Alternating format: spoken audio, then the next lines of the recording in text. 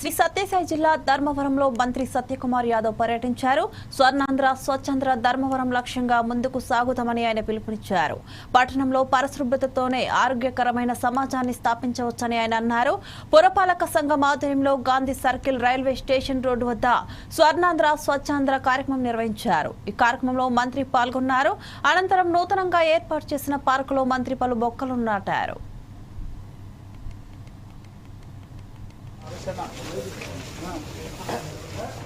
నేను నా పరిసరాల శుభ్రత కొరకు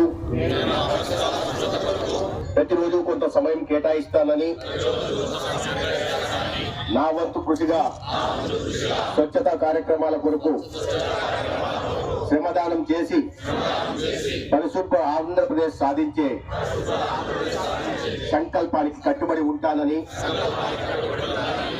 ఈ రోజు పరిశుభ్రత గురించి నేను వేసిన ఈ ముందడుగు ఆంధ్రప్రదేశ్ రాష్ట్రాన్ని శుభ్రపరచడంలో సహాయం చేస్తుందని నమ్ముతూ ఈ రోజు నుండి నా తోటి వారికి కూడా స్వచ్ఛత కొరకు తడి చెత్త పొడి చెత్త వేరు చేయడంపై అవగాహన కల్పించడానికి ప్రయత్నిస్తానని మన ఆంధ్రప్రదేశ్